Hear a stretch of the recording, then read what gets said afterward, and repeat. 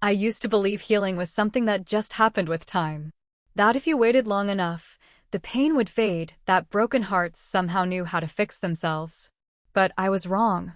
My story begins on a rainy afternoon, the kind that makes the whole city feel heavy.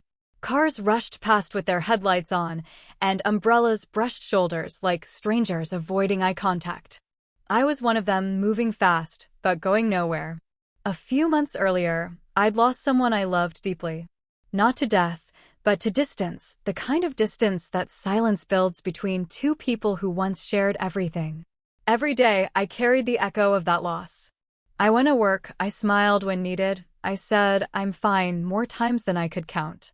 But inside, I was empty, tired, numb, disconnected from everyone and everything. It's strange how you can be surrounded by people yet still feel invisible. And maybe that's why I noticed him. At the corner of 5th and Main, under the awning of an old bakery, sat a man. He wasn't holding a sign. He wasn't asking for anything. He just sat there, drenched from the rain, clutching a small paper cup between his hands, as if it were the only thing keeping him warm. Something about him stopped me. Maybe it was the way his eyes followed the crowd, not with anger or judgment, but with quiet hope. That day, I didn't know his name. I just knew that for the first time in weeks, I felt something, a pull, a small spark of empathy cutting through the fog of my own sadness. I walked into the bakery, bought a cup of hot coffee and a sandwich, and stepped back outside. He looked up when I approached, surprised but calm. "Hey," I said softly, "I thought you might like something warm." He blinked for a second, as if unsure whether I was really talking to him. Then he smiled, a slow, genuine smile that reached his eyes. "Thank you," he said quietly. "You didn't have to." "I know," I replied. "But I wanted to." That was it. A few simple words. But somehow, they felt heavier, like I'd just opened a door I didn't even know was there. Over the next few days, I saw him again. Same corner. Same calm expression. Same quiet presence. Eventually, I learned his name, Michael. He used to be a carpenter. He'd built furniture for local shops until his workshop closed, then lost his home not long after. He wasn't bitter about it. He just told the story like it was weather, something that had happened, something he'd accepted. "I used to think," he said once, sipping the coffee I'd brought him, "that if you worked hard, people would notice. But sometimes, life forgets you." I remember standing there, feeling the truth of his words echo inside me. Because I knew what it felt like to be forgotten, not by society, but by someone you loved. Our conversations became small anchors in my week. He'd ask how my day was, and I'd find myself telling him things I hadn't said to anyone else. Maybe it was easier to talk to someone who didn't expect anything from me. Someone who simply listened. One afternoon, I found him sketching on a scrap piece of cardboard rough outlines of trees, hands, faces. He told me he used to draw when he couldn't sleep. "It helps me remember who I am," he said, tracing the lines with care. That night, his words stayed with me. It had been months since I'd done anything creative, anything that made me feel alive. Before everything fell apart, I used to paint. But when I lost the person I loved, I lost the will to create. It all felt meaningless. Michael didn't know that. But through his quiet resilience, he reminded me, healing doesn't always start with grand gestures. Sometimes, it starts with remembering what made you feel human in the first place. The next day, I brought him a small sketchbook and some pencils. He looked at them, speechless at first. Then he said, "You don't know how much this means." I smiled. "Actually," I said, "I think I do." And for the first time in a long while, I went home and picked up my own paintbrush. A week later, I noticed something was different. His corner was empty. Day after day, I passed by, no sign of him. The rain returned, and the bakery owner said he hadn't seen Michael in days. I tried to tell myself he'd moved on, maybe found shelter or work. But part of me worried. It's strange, you meet someone by chance, and before you know it, their absence feels personal.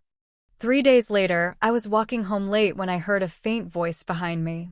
"Hey," it said. "You dropped this."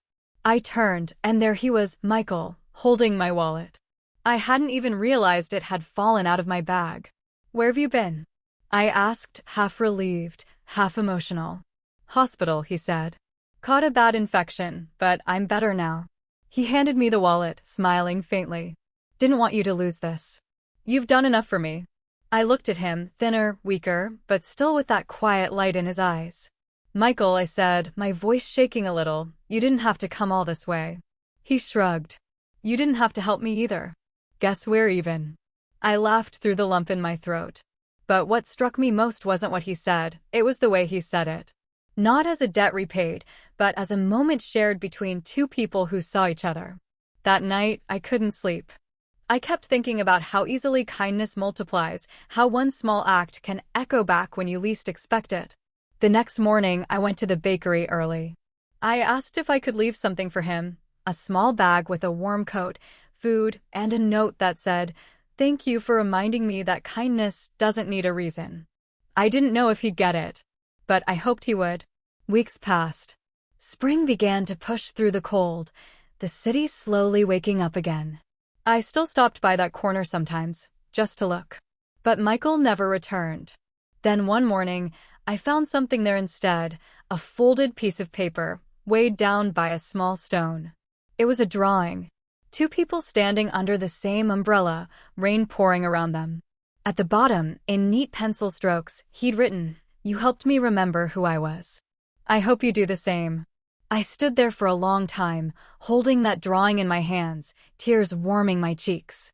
It felt like the closing of a circle, not an ending, but a quiet completion. From that day forward, I started painting again.